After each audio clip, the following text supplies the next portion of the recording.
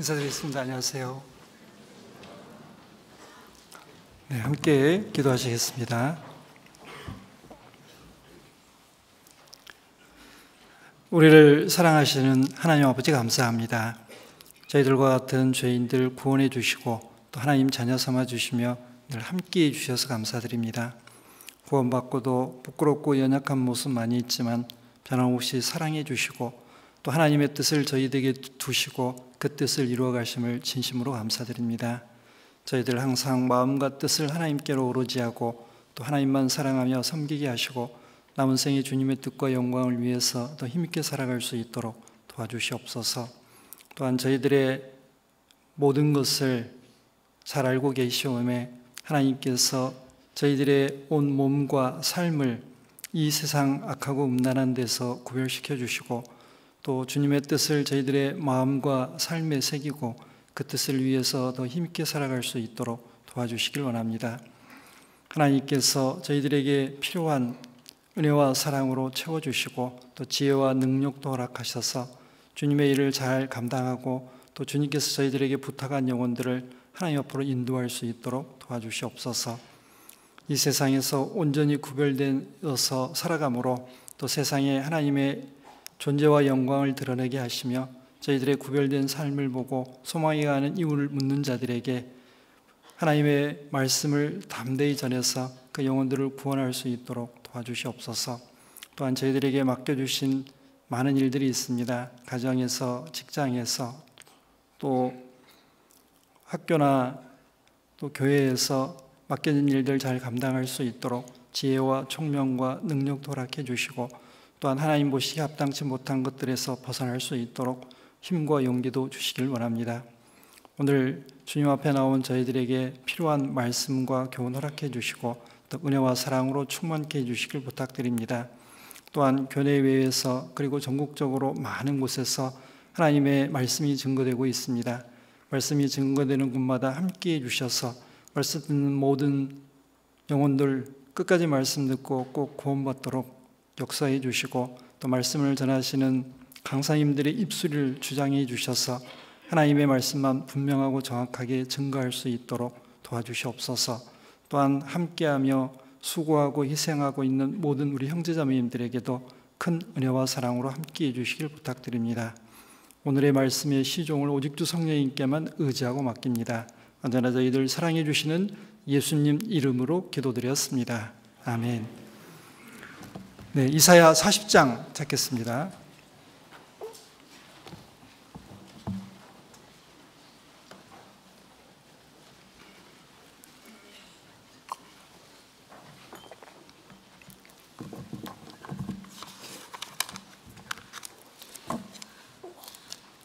이사야 40장 3절부터 11절까지입니다.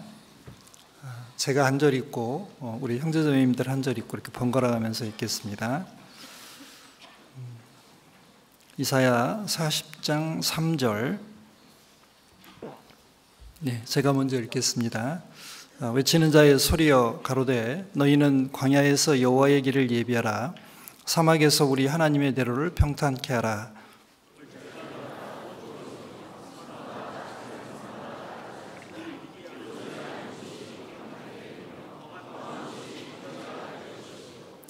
여호와의 영광이 나타나고 모든 육체가 그것을 함께 보리라. 대저 여호와의 입이 말씀하셨느니라.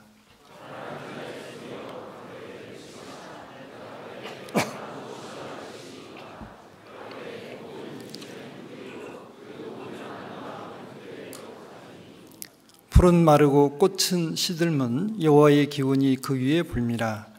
이 백성은 실로 풀이로다.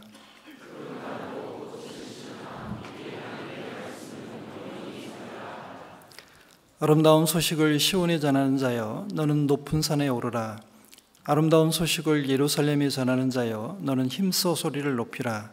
두려워 말고 소리를 높여 유다의 성읍들에 이르기를 너희 하나님을 보라 하라.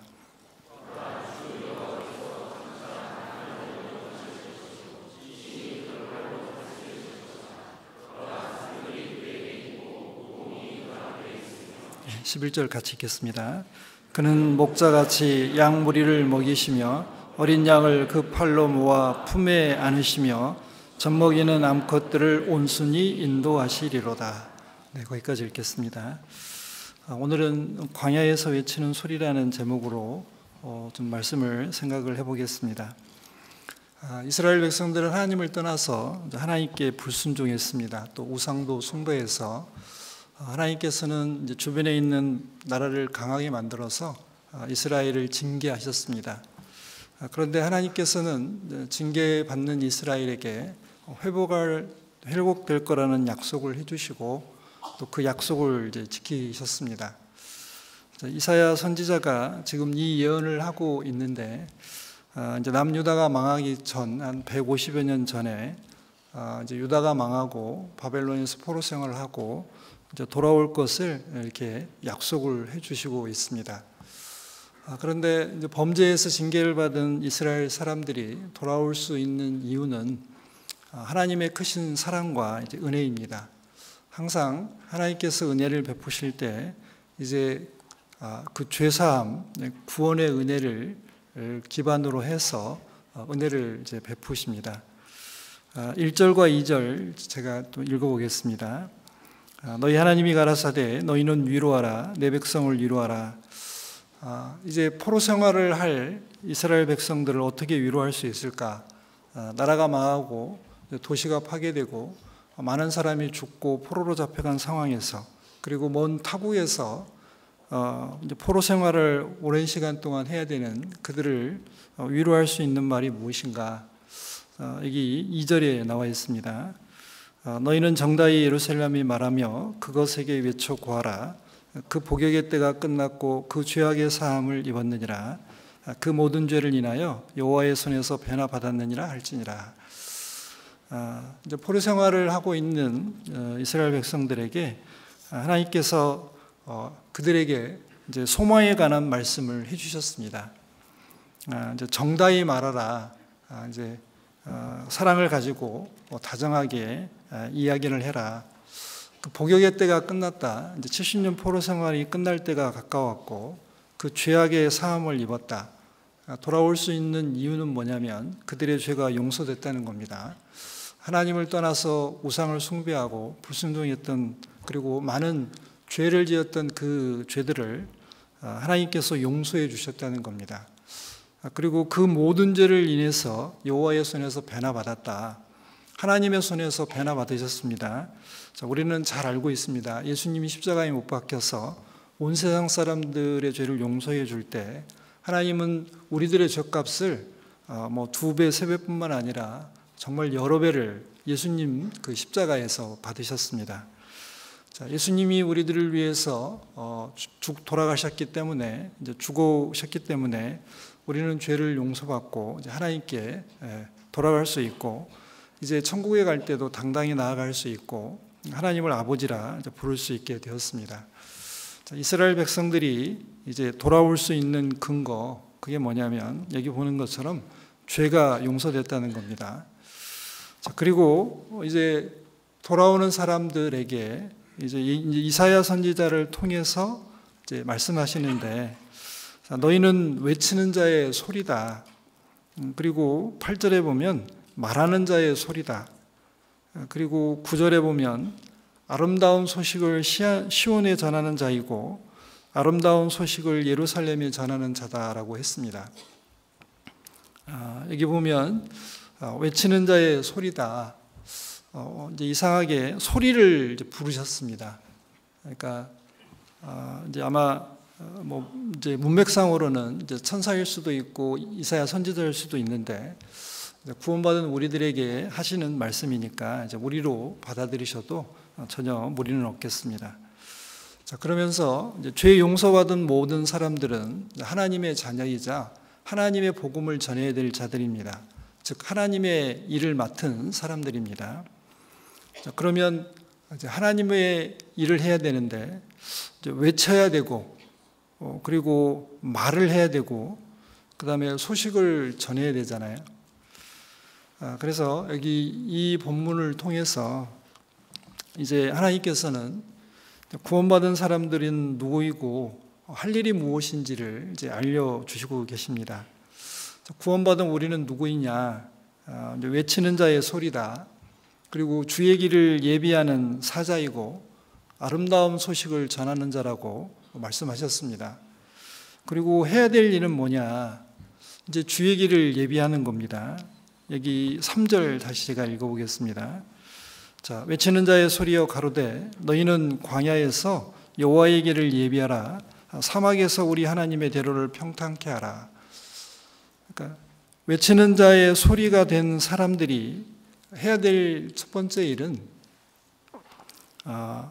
하나님께서 이제 이스라엘 백성들이 포로 생활할 때 바벨론으로 잡혀갔는데 함께 가셨습니다. 이제 이사야 43장에 보면 한번 찾아보겠습니다. 43장 1절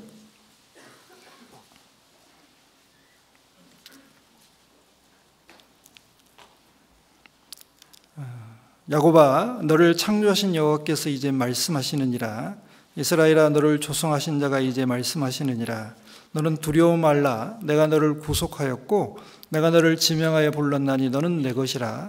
내가 물 가운데로 지날 때에 내가 함께 할 것이라. 강을 건널 때에 물이 너를 침몰치 못할 것이며 내가 불 가운데로 행할 때에 타지도 아니할 것이요 불꽃이 너를 사르지도 못하리니 대저 나는 여호와 내 하나님이요 이스라엘의 거룩한 자요 내 구원자임이라. 거기까지만 읽겠습니다. 이스라엘 백성들이 이제 불순종해서 포로로 잡혀갈 때 이스라엘 백성들이 산도 넘고 광야도 지나고 그리고 여기 오는 강도 건넜습니다. 그런데 하나님께서 이제 이스라엘 백성들을 버려두지 아니하시고 그 포로된 곳에 함께 갔다라고 표현하십니다. 자, 그러면서 예레미야 선지자를 통해서 70년 포로 생활을 마치면 돌아가게 해줄 걸 약속하셨고, 그리고 이 이사야 성경에는 이제 고레스라는 왕이 나타나서 이제 고레스 칙령을 이제 이렇게 발표할 거고, 그리고 이제 이스라엘 백성들이 이제 본국으로 돌아갈 수 있게 될 거라고 이제 쭉 예언하고 계시잖아요. 자, 그러면서 이제 이사야 40장 3절에 자, 외치는 자의 소리여 너희는 광야에서 여호와의 길을 예비하라. 사막에서 우리 하나님의 대로를 평탄케 하라 그랬습니다. 이제 이스라엘 백성들이 포로 생활하는 곳에서 올 때 광야도 만나고 이제 사막도 만날 텐데 이제 거기를 걸어서 올 거잖아요. 그런데 하나님도 함께 이제 돌아오실 테니까 하나님께서 행차하실 길을 이제 준비하라고 했습니다. 그런데 이제 이 말씀이 세례 요한에 대한 말씀이고, 세례 요한은 예수님이 오시는 길을 선구자로서 예비하게 됩니다. 그래서 구원받은 사람들이 첫 번째 해야 될 일은 주님의 길을 예비하는 겁니다. 또 두 번째는 여기 보는 것처럼 이제 외치라고 했습니다. 6절 보겠습니다. 말하는 자의 소리여 가로되 외치라. 대답하되 내가 무엇이라 외치리이까. 가로되 모든 육체는 풀이요 그 모든 아름다운 들의 꽃과 같으니 푸른 마르고 꽃은 시들면 여호와의 기운이 그 위에 불미라. 이 백성은 실로 풀이로다. 푸른 마르고 꽃은 시드나 우리 하나님의 말씀은 영영이 서리라 하라. 이제 두 번째 해야 될 일은 외치라고 했습니다. 그럼 뭐라고 외칠까요? 라고 선지자가 물어보니까 하나님께서 모든 육체는 풀이다. 그리고 그 모든 아름다움은 들의 꽃과 같다. 풀이 마르고 꽃이 시드는 것처럼 우리 인생도 잘 살고 행복하게 보이고 뭔가 잘 되는 것처럼 보이지만 그 영광이라는 것이 한순간에 사라질 거다. 그래서 인간의 한계와 연약함을 외치라 그랬고, 그리고 우리 하나님의 말씀은 영영이 서리라라 그랬습니다. 하나님의 말씀이 영영이 선다. 근데 요거 베드로전서 1장에는 이 하나님의 말씀이 복음이라고 그랬고, 그래서 우리가 뭘 외쳐야 되냐면 인생의 허무함과 복음의 영원함을 외쳐야 됩니다. 그리고 이제 세 번째는 아름다운 소식을 전하는 자들이 이제 높은 산에 오르고 그리고 힘써 소리를 높이라고 했습니다. 이제 세 번째 해야 될 일은 높은 산에 오르고 이제 힘써 소리를 높이는 겁니다. 9절. 아름다운 소식을 시온에 전하는 자여 너는 높은 산에 오르라. 아름다운 소식을 예루살렘에 전하는 자여 너는 힘써 소리를 높이라. 두려워 말고 소리를 높여 유다의 성읍들에 이르기를 너희 하나님을 보라 하라. 자, 이제 세 번째 해야 될 일은 아름다운 소식. 이제 이게 복음이잖아요. 물론 문맥상으로는 하나님께서 바벨론을 심판하시고 이스라엘을 해방시켜주는 구원의 소식입니다. 그런 것처럼 우리 사람들에게 가장 기쁜 소식은, 죄인들에게 가장 기쁜 소식은 죄가 용서됐다. 그러니까 예수님이 십자가에서 우리들의 모든 죄를 용서해 주셨다. 자, 그 소식을 이제 복음이라고 하고 그 복음을 전해야 되는데, 여기 보면 높은 산에 오르라 그랬습니다. 높은 산에 오르려면 힘써서 올라가야 되잖아요. 물론 건강하신 분들은 단숨에도 올라가던데 저 같은 약골은 이렇게 쉬었다 올라가고 그리고 항상 올라가면서 회의가 들잖아요. 내려올 거 왜 올라갈까?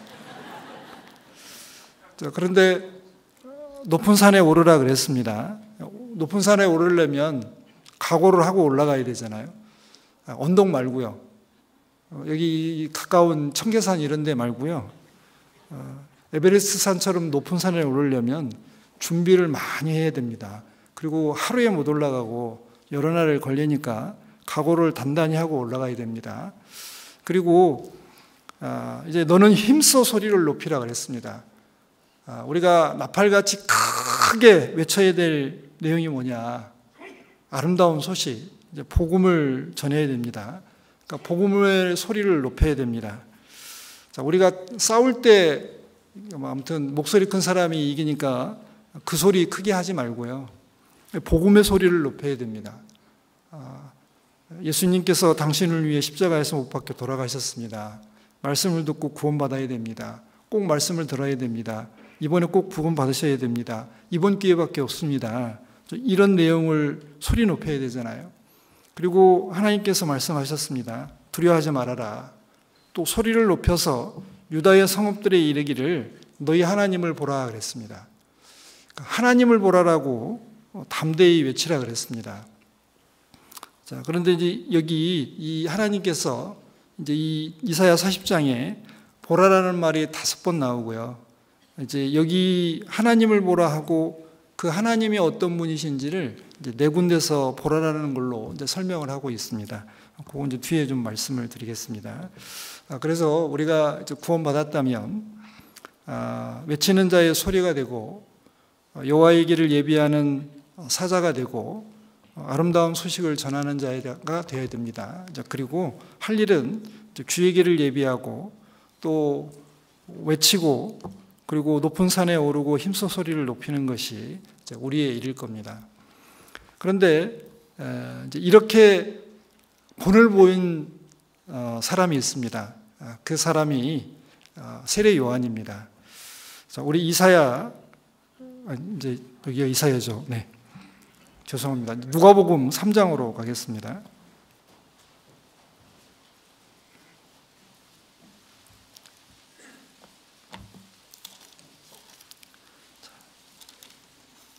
누가복음 3장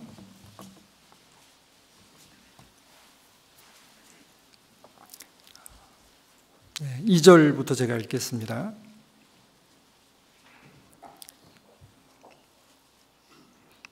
누가복음 3장 2절. 안나스와 가야바가 대제사장으로 있을 때에 하나님의 말씀이 빈들에서 사가랴의 아들 요한에게 임한지라. 요한이 요단강 부근 각처에 와서 죄사함을 얻게 하는 회개의 세례를 전파하니 선지자 이사야의 책에 쓴 바 광야에 외치는 자의 소리가 있어 가로되 너희는 주의 길을 예비하라. 그의 첩경을 평탄케 하라.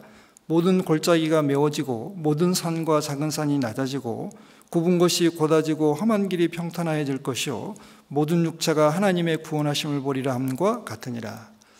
그래서 이사야 40장에 나오는 그 외치는 자의 소리가 이 세례 요한을 얘기하고 있습니다. 세례 요한은 이제 제사장 가문에서 태어나서 이제 제사장의 아들로서 호의호식하며 살 수 있었는데 이제 이 빈들에서 거했습니다. 그리고 이제 먹는 것은 이제 메뚜기와 석청이었고요. 엘리야처럼 그 털옷을 입고, 그리고 여기 요단강 각처에서 와서 이렇게 돼 있는데, 요단강 그 부근에 있는 이제 이렇게 여러 곳들을 돌아다니면서 이 회개의 세례를, 죄사함을 얻게 하는 회개의 세례를 전파했습니다. 자, 이제 세례 요한은 우리가 어떤 삶을 살아야 될지 실물로 보여주고 있습니다. 자, 우리 여기 피셨으니까요. 이제 누가복음 1장으로 가보겠습니다. 1장. 자, 세례 요한은 어머니 뱃속에서부터 특별히 하나님의 선택을 받은 사람입니다. 1장 13절 제가 읽어가면서 간단하게 말씀드리겠습니다. 천사가 일러 가로되 사가랴여 무서워 말라 너희의 간구함이 들린지라 내 아내 엘리사벳이 내게 아들을 낳아 주리니 그 이름을 요한이라 하라. 자, 너도 기뻐하고 즐거워할 것이요 많은 사람도 그의 남을 기뻐하리니. 자, 하나님께서 이제 사가랴에게 천사로 나타나서 말씀하셨습니다. 자, 아들을 낳을 텐데 이름을 요한이라고 하고, 자, 이 요한이 태어난 것을 많은 사람이 기뻐하리라 그랬습니다. 이제 이것처럼 우리도 구원받을 때 하나님도 기뻐하시고 천사도 기뻐하시고 우리를 전도한 분도 기뻐하시고 많은 형제자매님들이 기뻐하셨잖아요. 자, 우리도 구원받았을 때 하나님의 자녀로 태어났고 이제 기뻐했습니다. 자, 또 15절. 자, 이는 저가 주 앞에서 큰 자가 되며 포도주나 소주를 마시지 아니하며 모태로부터 성령의 충만함을 입어. 자, 이 세례 요한은 주 앞에서 큰 자가 됐다고 했습니다. 이거는 예수님 때문에 큰 자가 됐고 예수님을 가장 가까이에서 증거했기 때문에 이제 큰 자가 되었습니다. 그리고 포도주나 소주를 마시지 않는다. 이건 나시린의 규례를 이야기하고 있고 구별되는 삶을 살 걸 보여주고 있습니다. 그리고 모태로부터 성령이 충만했다. 이제 이 표현을 보고 구원받은 우리들을 보면 우리도 하나님의 자녀가 돼서 하나님 앞에 큰 자가 됐고, 이게 포도주나 소주를 마시지 않는다. 자기의 기쁨이나 자기의 뜻이나 자기의 유익을 위해서 살지 않고 이 세상에 구별되어서 성령의 충만함으로 살아가는 사람들이 구원받은 그리스도인들입니다. 자, 16절. 이스라엘 자손을 주고 저희 하나님께로 많이 돌아오게 하겠습니다. 자, 세례 요한은 이스라엘 백성들을 많이 하나님께로 돌아오게 했습니다.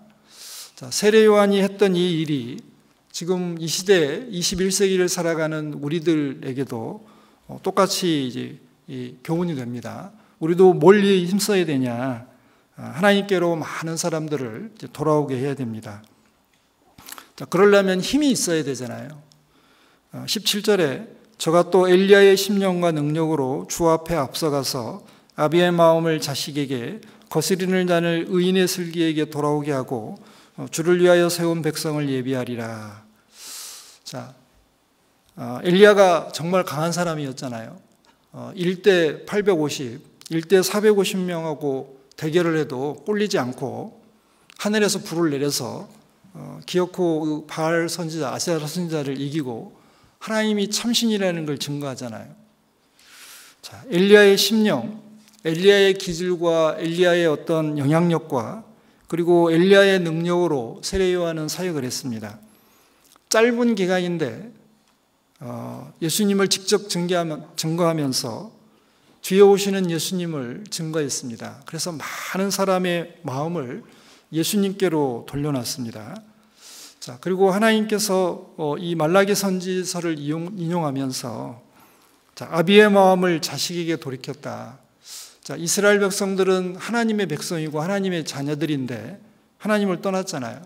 그런데 죄 때문에 하나님이 징계하셨으니까 그 죄에 대해서 하나님은 진노를 하십니다. 그래서 죄가 있는 이스라엘 백성들은 사랑은 하시지만 죄까지 사랑하지는 못하잖아요. 그래서 죄를 용서해 주시고 하나님께서 먼저 화해를 청하시고 인간들과 화목을 이루셨습니다. 그리고 돌아와도 좋다라고 허락을 해주셨습니다. 여기서도 엘리야의 심령과 능력으로 역사를 했는데 하나님의 마음을 죄인에게 그리고 거스리는 죄인들의 마음을 하나님께로 돌려놨다. 그리고 주를 위하여 세운 백성들이 이 구원받은 그리스도인들이잖아요. 구원받은 사람들, 이 교회를 예비하리라 이렇게 되어 있습니다. 자, 그리고 이제 누가복음 1장 그 뒷부분에 제가 계속 이런 식으로 할 테니까 정신 차리셔야 됩니다. 자, 누가복음 1장 76절.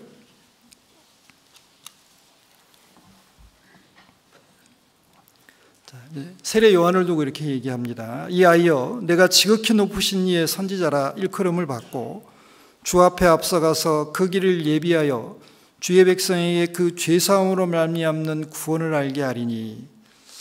자, 이 아이가 지극히 높으신 예수님의 선지자라 일컬음을 받을 거다. 자, 세례 요한은 지극히 높으신 예수님의 선지자였습니다.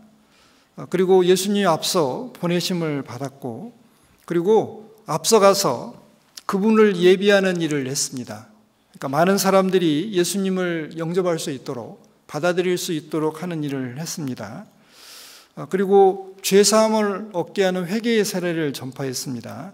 누가복음 3장 3절에 보면 요단강 부근에 와서 죄사함을 얻게 하는 회개의 세례를 전파했고, 그리고 유대 광야에서 뭐라고 전파했냐면 회개하라 천국이 가까웠느냐라고 전파를 했습니다.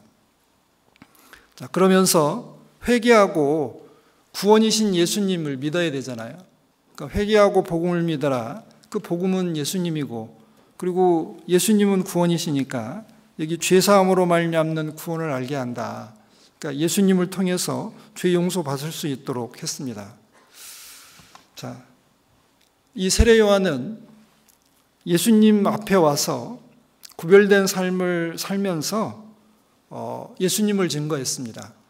내 뒤에 오시는 이를 영접해라. 그분은 정말 위대하시고 크신 분인데 나는 그분의 신들매를 풀기도 감당치 못할 자다. 뒤에 오시는 분이 얼마나 놀라우신 분이냐면 나는 그분의 신발끈만 묶어줘도 대단한 영광이다라고 얘기했습니다. 우주와 그 가운데 있는 모든 것을 만드시고 보존하시는 분, 그리고 사람에게 생명을 주신 그분이 사람의 모습으로 왔잖아요. 그런데 무엇을 하러 왔냐면 죄인을 구원하러 오셨습니다. 그러니까 그분을 증거하는 것이 큰일이고 가장 영광스러운 일이잖아요. 자, 그런데 개인적으로 보면 세례 요한은 참 불쌍한 사람이잖아요. 왜냐하면 제사장 가문에 태어났으니까 그 당시 이렇게 이스라엘을 통치할 수 있는 사람들이 그 제사장 가문에서 이렇게 통치자가 나왔는데, 그러니까 이스라엘 백성들이 11조를 바치는 거나 이렇게 예물을 드리는 것으로 이렇게 소득을 삼아서 모든 특권을 누릴 수 있는 이제 집안에서 태어났는데 그걸 다 내려놓고 이제 광야로 가서 약대 토롯을 입고 허리에 가죽들을 띠고 음식은 메뚜기와 석청을 먹으면서 메시지는 회개하라 천국이 가까웠느니라 라고 했습니다. 이제 광야는 뭐가 없는 곳이잖아요. 그러니까 이 세례 요한은 광야에서 아주 단조로운 삶, 그런데 구별된 삶을 살았고, 그리고 광야에서 외치는 소리였습니다. 이제 광야에서 외치면 거기는 사람이 많이 없을 것 같잖아요. 그러니까 잘 안 들릴 것 같잖아요.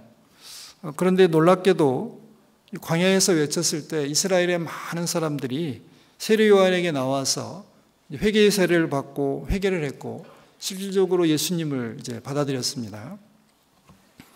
자, 광야에 외치는 소리다. 세례 요한은 소리였습니다. 소리는 눈에 보이지 않잖아요. 그리고 주목을 받지 못합니다. 그런데 소리를 통해서 메시지, 내용이 전달이 되잖아요. 그러니까 주목해야 될 대상은 외치는 사람도 아니고 소리 자체도 아니고 그 내용에 있습니다. 자, 광야에서 외치는 자의 소리다. 세례 요한은 광야에서 외치는 자의 소리였습니다. 그러니까 예수님만을 증거하고 그리고 예수님이 성격적으로 사역을 시작할 때 이 세례 요한은 역사의 무대에서 쓸쓸히 퇴장을 했습니다. 그러니까 세례 요한에게 관심과 사랑이 가고 존경과 사랑이 가면 안 되잖아요. 세례 요한은 그냥 사람일 뿐이고 예를 들면 빛이 난다면 그건 촛불이나 등불에 불과하고 뒤에 오시는 예수님이 태양이시니까 태양을 주목해야지 작은 불빛을 주목하면 안 되잖아요. 그래서 하나님께서는 세례 요한을 역사의 무대에서 퇴장을 시킬 때 정말 허무하게 이렇게 목을 잘라서 죽이시잖아요. 왜냐하면 세례 요한은 소리로서의 삶, 어떤 주목이나 관심이 세례 요한에게 가는 게 아니고 세례 요한이 전했던 메시지, 내 뒤에 오시는 이를 믿어라, 회개하라, 천국이 갖고 왔느니라. 이 메시지가 중요하기 때문에 그렇습니다. 자, 그리고 이제 광야를 좀 한번 생각해 보면 광야는 이 세속에서 좀 떨어진 곳이고 조용한 곳이잖아요. 자, 여기는 먹을 것과 마실 것이 없습니다. 그래서 줄이고 목마른 곳이고, 자, 광야는 길도 없고 거할 성도 없는 곳이어서 방황하고 안주할 수 없는 곳이고 피곤한 곳입니다. 그리고 광야에는 독사와 전갈이 있잖아요. 위험한 곳입니다. 그리고 광야는 황무한 곳입니다. 그래서 아름다운 꽃이나 과일이 많지 않고요.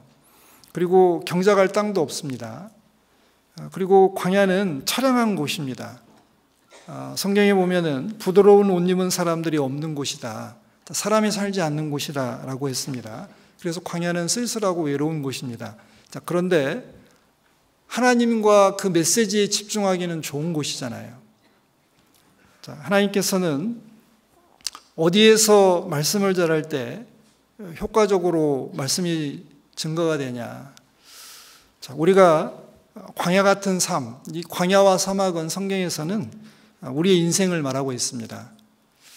우리 인생은 예수님을 만나기 전까지는 줄이고 목마른 곳이고 피곤한 곳이고 방황하며 안주할 수 없는 곳이고 이제 마귀가 우리를 잡아가니까 위험한 곳이고 그리고 꽃과 열매가 없다. 아름다움이나 어떤 삶의 좋은 것들, 뭐 기쁨이나 감사 이런 것들이 없잖아요. 자, 광야에는 세상의 아름다움과 분주함, 그리고 화려함, 번잡함, 사람의 소리 이런 것들이 안 들리는 조용한 곳입니다. 자, 그래서 광야에서 누군가 외치면 그 소리가 멀리 갈 거잖아요. 그리고 집중하기가 좋을 거잖아요. 자, 그래서 하나님은 이 메신저인 이 세례 요한을 광야로 보내셨고 광야에서의 아주 단조로운 삶을 허락하셨습니다.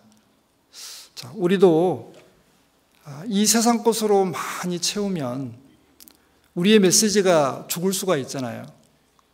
그러니까 내가 가진 게 없고 그리고 누리는 게 별로 없어서 내가 보기에는 참 힘들잖아요. 그런데 오히려 내가 전하는 메시지가 더 확실할 수 있고 더 명확하게 상대방에 들릴 수도 있습니다. 내가 만약에 부유하고 권세와 영광을 누린다면 내 메시지는 사라져버리고 나의 조건들만 그 사람에게 보일 수 있잖아요. 자, 하나님께서는 세례 요한을 유대 광야로 보내셨고 광야에서 외치게 했고 그리고 세례 요한은 그 삶을 잘 살았습니다. 자, 그리고 이제 세례 요한은 이제 소리로서의 삶을 철저히 살았는데요. 우리 요한복음 3장 잠깐 보겠습니다. 요한복음 3장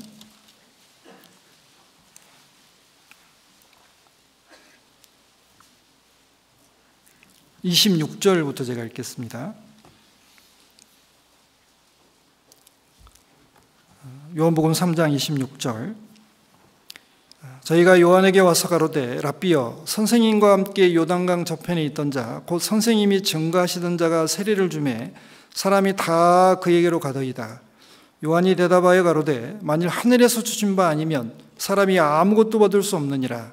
나의 말한 바 나는 그리스도가 아니요 그의 앞에 보내심을 받은 자라고 한 것을 증거할 자는 너희니라. 자, 신부를 취하는 자는 신랑이나 서서 신랑의 음성을 듣는 친구가 크게 기뻐하나니 나는 이러한 기쁨이 충만하였노라. 자, 이제 요한의 제자들도 있고 예수님도 이제 본격적으로 활동을 하기 시작했습니다. 예수님을 따라다니는 사람들도 있었습니다. 자, 그런데 예수님이 등장하기 전에는 많은 사람들이 세례 요한에게 함께 있었습니다. 자, 그런데 이제 점점 세례 요한이 증거한 것처럼 내 뒤에 오시는 이를 이제 영접하라고 했으니까 예수님에게 계속 갔습니다. 아마 사람이 줄고 예수님은 아마 사람들이 많았던 것 같아요. 자, 그러면서 이 세례 요한의 제자가 서운함을 표현했습니다. 선생님이 증거하던 자가 세례를 주니까 사람들이 다 그에게 가버렸습니다. 자, 그러니까 요한이 얘기했습니다. 하나님께서 그렇게 하시는 것이다. 그리고 나는 신랑이 아니고 신랑 친구이고 이제 지금 신랑이 이렇게 여기 신부를 취하는 걸 옆에서 기뻐하는 사람이다. 그리고 30절에는 그는 흥하여야 하겠고 나는 쇠하여야 하리라 하니라. 예수님은 흥하여야 되지만 나는 쇠하여야 된다. 그러니까 내 제자들이 아니면 사람들이 예수님에게 가는 거 당연한 거다. 나는 신부를 취하는 신랑 옆에서 들러리에 불과하지 나는 주인공이 아니다. 그리고 그분이 잘 돼야 되고 그리고 그분을 믿어야만 생명을 얻기 때문에 그분에게 가야 된다. 정리했습니다. 소리의 삶이 뭐냐? 이제 이런 삶입니다. 여기 신랑 옆에 있어서 들러리 서는 사람들, 신랑을 돋보이게 하는 사람들, 그리고 예수님을 흥하게 하는 사람들, 이 사람들이 소리의 역할을 하는 겁니다. 자, 세상은 나를 주목시키고 내가 잘나고 내가 잘 돼야 되잖아요. 자, 그런데 성경은 나는 죽고 그리스도가 살아야 된다라고 얘기합니다. 그리고 내 뜻이 이루어져야 되고 내 이상이 실현되어야 되는 게 아니고 하나님의 뜻이 이루어지고 하나님의 나라가 완성이 되어야 된다라고 얘기합니다. 자, 그러면 내가 살아갈 때 혹시 나는 비참하고 힘든데 하나님의 역사가 나타나고 하나님의 뜻이 이루어지면 하나님은 흥하신 거고 나는 쇠하는 거니까 괜찮잖아요.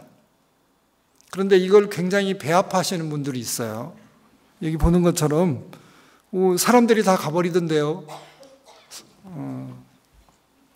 자, 이게 정말 우리 삶의 중심은 예수님이어야 됩니다. 그리고 그분이 내 삶에서 드러나야 되고 그분께 존귀와 영광이 돌아가야 되고 그분의 일이 흥하고 그분의 뜻이 이루어져야 되지 내 뜻이 이루어지고 내 영광이 드러나면 나는 신앙생활 잘못하는 거 됩니다. 이건 소리가 아니고 본체가 되잖아요. 자, 우리는 예수님이 잘 될 수 있도록 그리고 예수님의 복음이 흥왕히 전해질 수 있도록 우리는 메시지를 전파하는 소리이지 우리는 그림자가 돼도 좋고 잠깐 있다가 귓전을 올리고 사라지는 그리고 메시지만 남기고 사라지는 소리가 되어도 괜찮습니다. 자, 우리는 삶을 살아가면서 이걸 좀 확실히 해야 될 겁니다. 그래서 내가 힘들고 어려운 삶 그리고 고난받고 핍박받고 또 역경에 처하고 여러 가지 어려움을 겪으면 나는 힘들잖아요. 하나님 저한테 왜 이러세요? 이렇게 항의할 수도 있고 불평과 원망을 할 수도 있는데 하나님께서는 말씀하십니다. 지금 내 뜻을 이루고 있고 내 계획이 이루어지고 있다. 너는 나의 도구일 뿐이고 나는 내 길에 내가 하고 싶은 일이 있는데 너는 나의 사자로서 내 길을 예비해야 된다. 그리고 광야에서 외치는 소리여야 된다. 그리고 내 기쁜 소식을 전해야 되는 자라라고 말씀을 하시는 겁니다. 자, 그리고 이제 이사야 40장으로 돌아가 보겠습니다. 광야에서 외치는 자의 소리에 대해서 잠깐 생각을 해봤고요. 자, 그러면 이제 해야 될 일이 뭐냐? 이사야 40장 3절.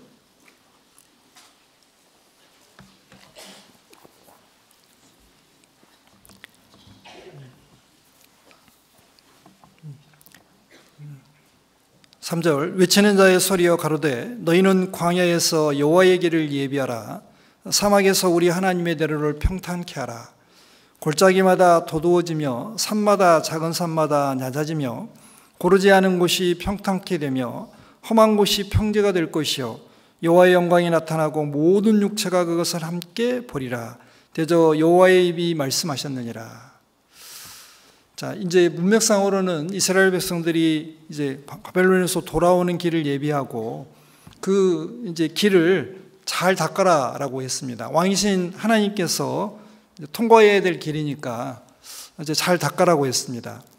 이제 고대 이제 왕들이 치리하던 때에는 왕이 어떤 도시를 방문하거나 집을 방문하면 미리 신하들이 가서 길을 다 닦았대요. 그래서 여기 보는 것처럼 마차가 지나가기 편하도록 이제 움푹 패인 곳은 돋우고 솟아오른 곳은 깎고 그리고 삐뚤어진 곳은 이렇게 바르게 하고 평탄치 못한 곳 이런 것들은 다 이렇게 평탄하게 만들었다고 합니다. 자, 골짜기마다 도두어져야 된다. 자, 주님은 각 사람의 영혼에 들어가고 싶어 하십니다. 특별히 죄인의 영혼에 들어가고 싶으시잖아요. 물론 구원받은 사람 영혼에 이미 들어와 계시고 또 구원받은 사람에게도 이렇게 주님께서 그 사람을 통해서 하고 싶은 일이 잘 이루어져야 되지만 특별히 주님은 문 밖에 서서 두드리잖아요. 누구든지 문을 열고 예수님을 맞아들이면 예수님이 들어오셔서 함께 먹고 마시고 이제 함께 이렇게 사십니다.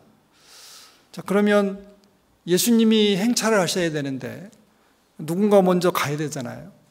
그래서 왕이 어떤 곳을 가려고 할 때 신하들을 보내는 것처럼 예수님께서 어떤 영혼에게 들어가고 싶은데 그 영혼에게 길을 닦아줘야 되잖아요. 그래서 어떤 사람은 이제 골짜기 속에 있을 수도 있잖아요.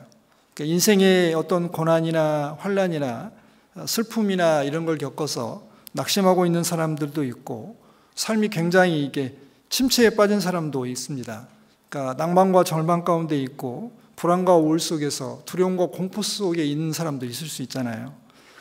그리고 이 골짜기는 무관심을 또 표현할 수도 있습니다.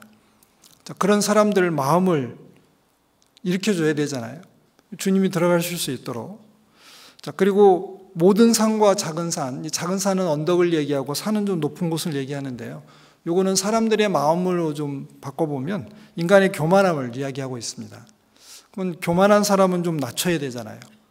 왜? 하나님은 겸손한 자에게 은혜를 베푸시지 교만한 자에게 은혜를 베풀어 주시지는 않잖아요. 그래서 하나님께서 함께 하시는 사람은 그 영이 겸손한 사람, 지존무상하지만 이 겸손한 자의 영과 함께 하신다고 했기 때문에 또 사람이 좀 낮아져야 되잖아요.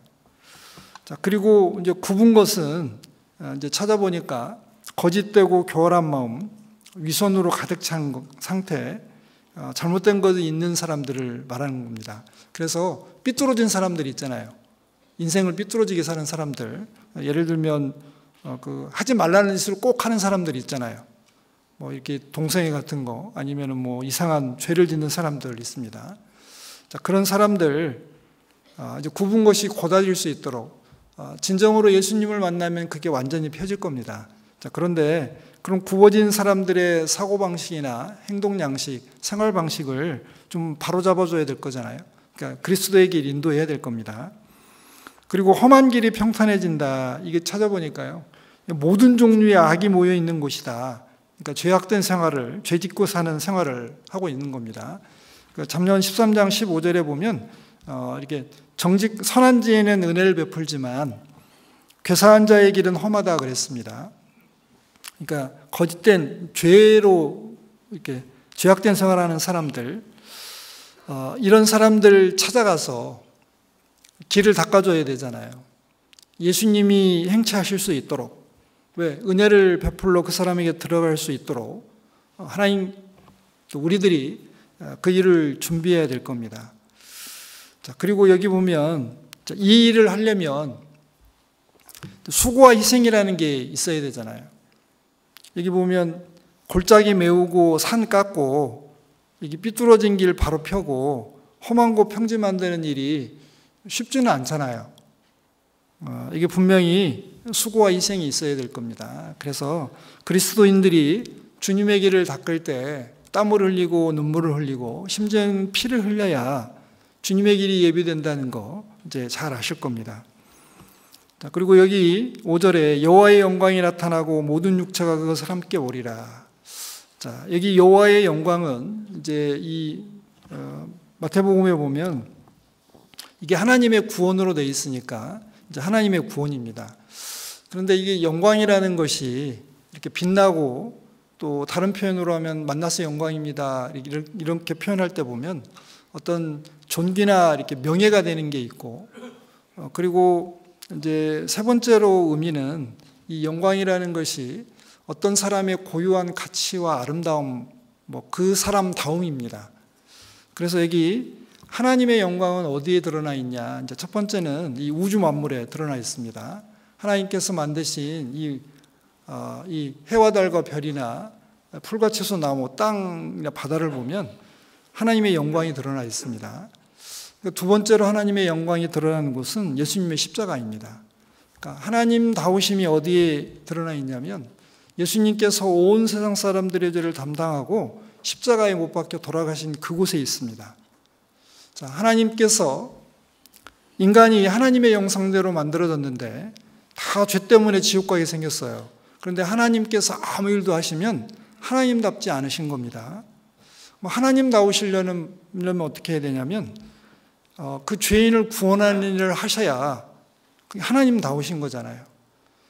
자식이 예를 들면 빚을 져서 이제 교도소 가게 됐는데 엄마 아빠가 아무 일도 안 해줘요.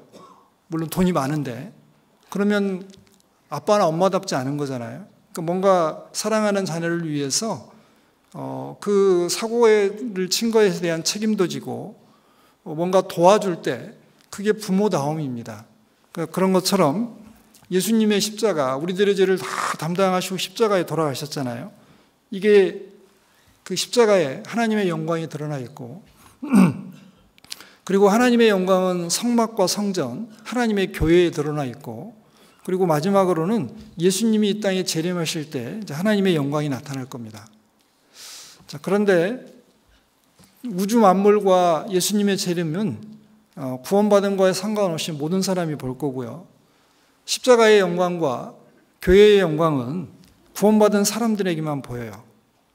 자, 그래서 여기 여호와의 영광이 나타나고 모든 육체가 그것을 함께 보리라. 자, 이제 십자가에 못 박히신 예수님, 모든 사람이 보기는 볼 텐데 그 의미를 깨닫는 사람만 정말 여호와의 영광을, 하나님의 영광을 볼 수 있습니다. 자, 대저 여호와의 입이 말씀하셨느니라, 반드시 이루겠다는 겁니다. 자, 그리고 이제 두 번째는 이제 이 해야 될 일이 뭐냐? 외치라 그랬습니다. 외쳐라. 6절 보겠습니다. 자, 말하는 자의 소리여 가로되 외치라. 대답하되 내가 무엇이라 외치리이까? 가로되 모든 육체는 풀이요 그 모든 아름다움은 들의 꽃과 같으니 푸른 마르고 꽃은 시듬은 여호와의 기운이 그 위에 불미라. 이 백성은 실로 풀이로다. 자, 이제 우리가 두 번째로 힘써서 외쳐야 될 게 뭐냐? 그러니까 우리가 구원받은 사람으로서 세례 요한과 같은 똑같은 삶과 할 일을 받은 사람으로서 두 번째 해야 될 일은 뭐냐면 외치는 겁니다. 근데 뭘 외쳐야 되냐? 자, 인생은 풀과 같다. 그리고 인생의 영광이라는 것은 풀의 꽃과 같다. 자, 이 이스라엘 남쪽에는 이제 사막이 있잖아요. 그 뜨거운 바람이 불어오면 그 뜨거운 바람 때문에 이 풀과 꽃이 이렇게 시든대요. 뜨거운 바람이어서 그렇습니다. 자, 그런 것처럼 이제 이 문맥상으로는 지금 이스라엘 백성들, 포로 생활에서 돌아오는 이스라엘 백성들을 격려하기 위해서 자, 바벨론의 영광이 아무리 크고 그리고 아름다워도 하나님께서 심판의 손길을 한번 불어넣으면 이 바벨론도 망한다는 것을 지금 이야기하고 있습니다. 자, 그러면서 자, 인생은 풀과 같다. 그러니까 인생은 한계가 있잖아요. 그리고 인생은 여기 보는 것처럼 연약하고 그리고 여기 보는 것처럼 너무 허무하잖아요. 자, 그런데 인생은 이 풀과 꽃처럼 마르고 시들지만 하나님의 말씀은 영영이 서리라. 그러니까 천지는 없어지지만 하나님의 말씀은 영영이 있잖아요. 그럼 이 하나님의 말씀이 이제 복음입니다. 복음은 이제 영원합니다. 그리고 복음 위에 굳게 서면 천국에서도 굳게 서서 영원한 천국에 들어가서 하나님의 영광 가운데 들어가잖아요. 여기 보는 것처럼 인생이 예수님의 십자가를 만나지 못하면 그냥 풀처럼 시들면 다행이지만 영원한 지옥까지 떨어지잖아요. 그런데 복음을 들으면 사람이 영생하고 영원히 살 수 있고 그리고 영원한 영광을 얻습니다. 자, 우리 베드로전서 1장 보겠습니다.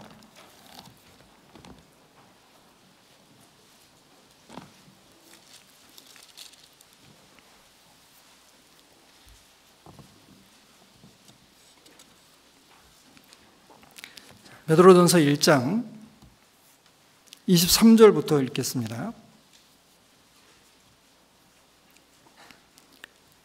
베드로전서 1장 23절 너희가 거듭난 것이 썩어질 씨로 된 것이 아니요 썩지 아니할 씨로 된 것이니 하나님의 살아있고 항상 있는 말씀으로 되었느니라. 그러므로 모든 육체는 풀과 같고 그 모든 영광이 들의 꽃과 같으니 풀은 마르고 꽃은 떨어지되 우리 오직 주의 말씀은 세세토록 있도다 하였으니 너희에게 전한 복음이 곧 이 말씀이니라.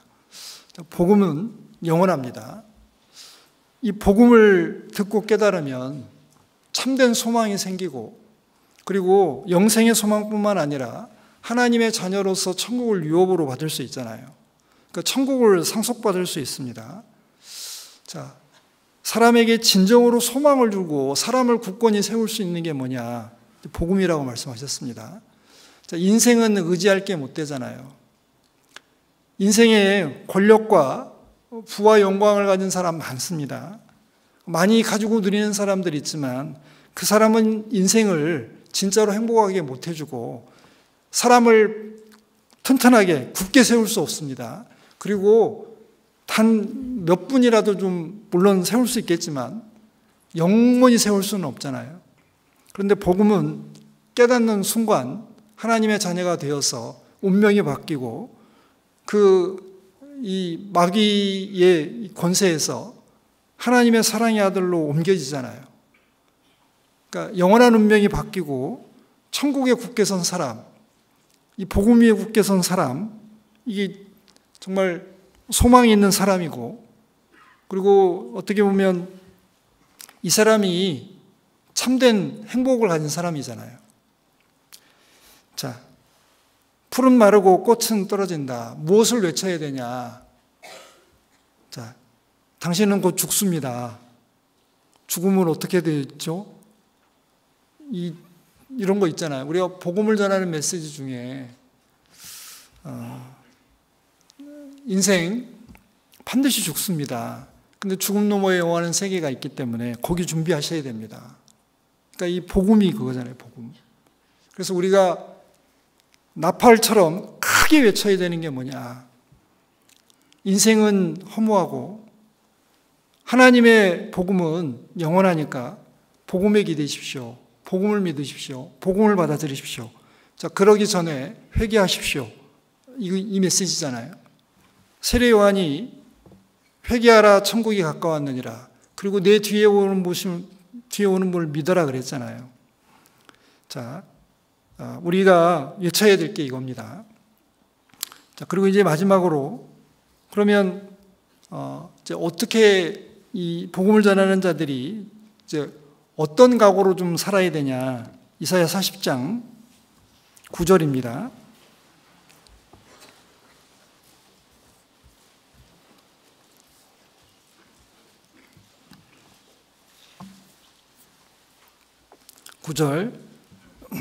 아름다운 소식을 시온에 전하는 자여 너는 높은 산에 오르라. 아름다운 소식을 예루살렘에 전하는 자여 너는 힘써 소리를 높이라. 두려워 말고 소리를 높여 유다의 성읍들에 이르기를 너희 하나님을 보라 하라. 자, 이제 세 번째 해야 될 일은 자, 높은 산에 오르라. 왜 높은 곳에 올라가야 되냐면 사람을 주목시켜야 되잖아요. 제가 강단에 서 있습니다. 자, 밑에 다 계시잖아요. 지금 저는 높은 곳에 있고 왜 저를 주목하게 하기 위해서입니다. 높은 곳에 올라가야 됩니다. 이 세상에서 높아지려고 하지 말고요. 복음을 전하기 위해서 그리스도를 전파하기 위해서 그분을 높이기 위해서 높은 곳에 올라가서 사람들을 주목시킨 다음에 뭐라고 해야 하냐? 힘써 소리를 높이는 겁니다. 그 소리를 높여서 뭐라고 하냐면 너희 하나님을 보라 그랬습니다. 하나님 보라라고 외치라 그랬습니다. 자, 인생이 유한하고 복음이 영원하다는 거, 그 복음이 깨달으면 참된 소망이 있고 영원한 천국에서 영영이 선다는 메시지도 전해야 되지만 그럼 그걸 누구를 통해 얻을 수 있냐? 그 복음의 핵심은 예수님에게 있으니까 너희 하나님 보라 그랬잖아요. 물론 문맥상으로는 이스라엘 백성들이 이제 포로에서 돌아올 때 이제 나라가 망해서 70년 동안 포로 생활하고 있었으니까 굉장히 힘들었을 거잖아요.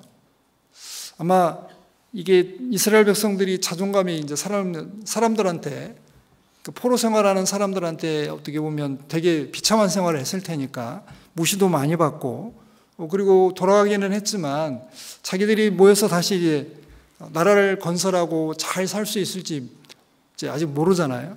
그랬을 때 하나님께서 이스라엘 백성들을 격려하기 위해서 너희 하나님을 보라라고 했습니다. 근데 그 하나님이 어떤 하나님이냐? 10절에 이제 여기 네 번의 보라가 되어 있는데요. 찾아보겠습니다. 제가 10절. 보라 주 여호와께서 장차 강한 자로 임하실 것이요 친히 그 팔로 다스릴 것이라. 보라 상급이 그에게 있고 봉이 그 앞에 있으며 그는 목차같이 양무리를 먹이시며 어린 양을 그 팔로 모아 품에 안으시며 젖먹이는 암컷들을 온순히 인도하시리로다. 자, 보라 누구를 봐야 되면 주 여호와께서 강한 자로 임할 거다. 자, 바벨론이라는 나라가 아주 강한데 그 바벨론을 정복할 강한 하나님을 봐라. 그리고 친히 그 팔로 다스리실 것이다. 이제 성경에서 하나님의 손과 팔은 하나님의 능력과 심판을 상징하고 있습니다. 자, 하나님께서 강한 자로 임해서 바벨론은 멸망시키고 이스라엘에게는 상급을 준다. 왜? 고생 많이 했잖아요. 70년간 포로 생활하면서 나라를 잃어버리고 가는 곳마다 힘든 삶을 살았으니까 보상을 해주셔야 되잖아요. 그래서 여기 보라 또 보라고 했는데 어떤 하나님을 보냐? 상급이 그에게 있고 봉이 그 앞에 있다. 그러니까 상 주시고 벌 내리시는 그분 보라고요. 자, 그러면서 그분은 이제 목자 같은 분인데 이제 강하시고 목자 같은 분인데 이스라엘 백성에게는 그러니까 바벨론에게는 아주 강하신 하나님, 심판하시는 하나님이지만 이스라엘 백성에게는 양무리를 먹이시고 어린 양을 팔로 모아 품에 안으시고 젖먹이는 암컷들을 온순히 인도하는 목자 되시는 하나님을 보라 그랬습니다. 그래서 요한복음 10장에는 나는 양들을 위해 목숨을 버리노라 그랬잖아요. 그 목숨 버려주시는 그 예수님. 자, 이제 이 보라라고 되어 있는데 요한복음 1장 29절에 세례 요한이 예수님 보고 뭐라고 그랬습니다. 뭐라고 그랬습니까? 보라, 세상 죄를 지고 가는 하나님의 어린 양 보라. 그러니까 그 어린 양이 이제 목자가 되어서 먼저 죽고 부활하신 다음에 이제 목자가 되어서 많은 사람들을 우리에 모으시잖아요.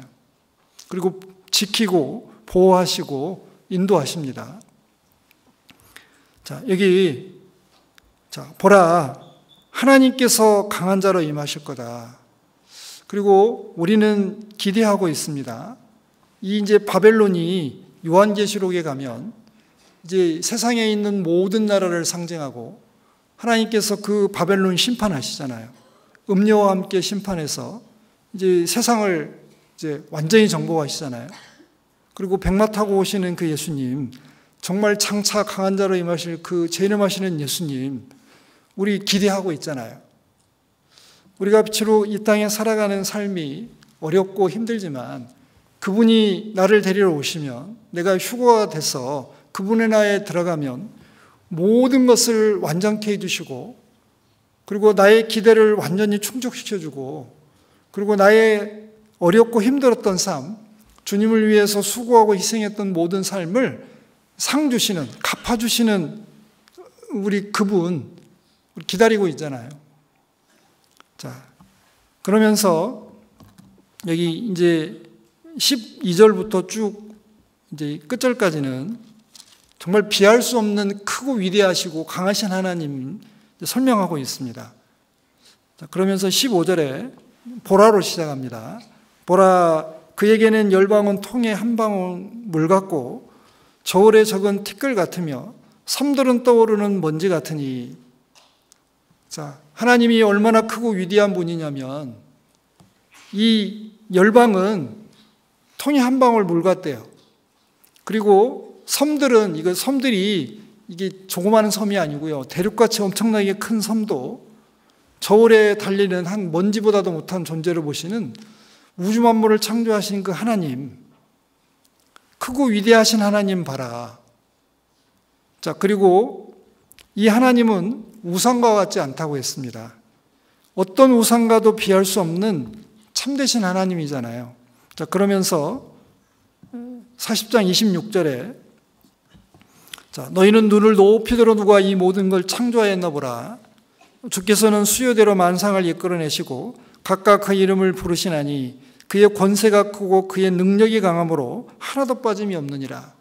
자, 눈을 들어서 한번 하늘 보면 하늘의 별들이 많을 텐데 그 하늘의 별들의 수요를 다 세시고 계절마다 별자리를 움직이시는 그 하나님 보라고 했습니다. 자, 그러면서 하나님의 능력이 강하고 하나님의 권세가 크다. 그래서 하나도 빠짐이 없다. 그래서 하나님께서 재능 낭비를 하신 게 아니잖아요. 우리가 사는 태양계는 조그마니까 그냥 거기다 별 몇 개 찍어놔도 될 텐데 우리 1000억 개로 구성되어 있는 은하가 1000억 개도 넘는 어마어마한 많은 별이 있는 우주를 만드셨잖아요. 하나님의 권세와 능력이 얼마나 큰지를 보여주시면서 그 뒤에 연결되는 말씀이 뭐냐면 야곱아 내가 어찌하여 말하며 이스라엘아 내가 어찌하여 이르기를 내 사정은 여호와께 숨겨졌으며 원통한 것은 내 하나님에게 수리하심을 받지 못한다 하느냐.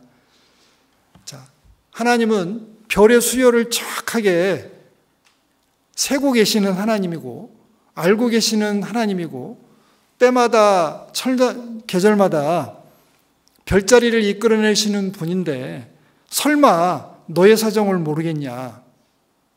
정확하게 아신다고요. 이거 말도 안 되는 소리라고 지금 얘기합니다. 자, 그러면서 하나님은 여기 보면 명철이 한이 없으시고 피곤한 자에게는 어떻게 해요? 곤비치 않게 해주시고 소년이라도 피곤하며 곤비하며 장정이라도 넘어지며 자빠지되 오직 여호와를 앙망하는 자는 새 힘을 얻으리니. 그러니까 하나님은 권세가 크고 능력이 강하기 때문에 우리의 사정과 형편을 너무 잘 아시고 그리고 우리에게 힘을 공급하시고 우리를 도와주시는 하나님이라는 걸 설명하고 있습니다. 그래서 자, 이 9절에 아름다운 소식을, 복음을 전하는 자들이 높은 산에 올라와서 그리고 힘써 소리를 높여야 되는데 두려워하지 말고, 그리고 소리를 높여서 너희 하나님을 보라라고 했잖아요. 세례 요한은 이 너희 하나님이 십자가에 못 박혀 주신, 돌아가신 어린 양이신 예수님을 보라라고 얘기했습니다. 그리고 내 뒤에 오시는 신들매를 풀기도 감당치 못할 그분 보라고 했습니다. 근데 그분은 어떤 분이냐? 여기 보는 것처럼 강한 자이시고, 왜? 마귀를 정복하신 분이고, 그리고 그 팔로 모든 걸 다스리시는 분이고, 그리고 그분이 이 땅에 오시면 상도 주시고 벌도 내리시고 영원한 지옥을 멸망을 시킬 분이시고, 그리고 구원받은 사람들은 목자가 양을 이렇게 먹이고 보는 것처럼 그렇게 해주시는 분이고, 그리고 이분이 정말 크고 위대하시고 권세와 능력이 강한 분이라는 것을 설명하고 있습니다. 자, 우리도 이제 이 말씀을 보고 힘과 용기를 얻을 수 있잖아요. 하나님보다 더 강하신 분 없습니다. 그 하나님이 나의 아버지가 되었고, 그리고 나를 불러서 외치는 자의 소리로 삼으시고, 주의 길을 예비하는 사자로 삼으시고, 그리고 아름다운 소식을 전하는 자로 삼으셨습니다. 자, 근데 그분이 강한 분이잖아요. 함께 해주시잖아요. 하나님 우리들과 함께 해주신다는 약속도 하셨고, 그리고 하나님께서 감당할 시험 밖에는 당한 것이 없다고 약속을 해주셨고, 그리고 감당할 수 없으면 피할 길도 내신다고 했고, 그리고 우리 인생에서 겪는 모든 일들은 합력하여 선을 이루겠다라는 약속까지 다 해주신 분이잖아요. 그리고 그분은 나를 위해 십자가에 못 박혀 돌아가신 분이잖아요. 그리고 성령님으로 나와 함께 해주시는 분이고, 그 성령님도 하나님이시기 때문에 그분도 강하신 분이고, 그분도 능력이 있는 분이고, 그분도 권세가 크신 분이잖아요. 자, 그래서 이제 우리가 보면 이제 여기 이사야 40장을 통해서 이제 몇 가지 이렇게 교훈을 좀 받았습니다. 시간이 됐으니까 기도하고 마치겠습니다. 은혜와 사랑이 많으신 하나님 아버지 감사합니다. 저희들 같은 죄인이 구원받고 또 하나님을 아버지라 부를 수 있게 해주시고, 또 하나님의 아버지의 보호와 다스림을 받고 또 하나님의 공급하심을 입고 살아갈 수 있게 해주셔서 감사드립니다. 저희들 이 땅에 살아가면서 하나님께서 맡겨주신 일이 있습니다. 하나님의 은혜의 복음을 전하고 또 하나님을 높이고 또 하나님을 이 세상에 드러내고 하나님께 영광을 돌리는 일을 저희들에게 맡겨주셨습니다. 비록 저희들 나약하고 또 부족하고 연약하지만 하나님을 의지하며 또 하나님께서 강하심으로 또 하나님께 기대해서 일을 하고자 합니다. 저희들 담대히 하나님의 복음 외칠 수 있도록 도와주시고, 주님께서 저희들을 앞서 보내셨사오니 저희들을 더 앞서서 행해 주시고 또 하나님의 지혜와 능력을 공급하셔서 그 일을 잘할 수 있도록 도와주시옵소서. 또한 은혜와 사랑도 충만케 해주셔서 그 일을 하면서 기쁨과 감사함으로, 그리고 보람된 삶을 또 살고 또 가치 있는 삶을 누릴 수 있도록 하나님께서 도와주시길 원합니다. 또 나머지 모든 시간들 주님의 은혜의 손길에 부탁드립니다. 하나님의 뜻대로만 인도해 주시옵소서. 예수님 이름으로 기도드렸습니다. 아멘.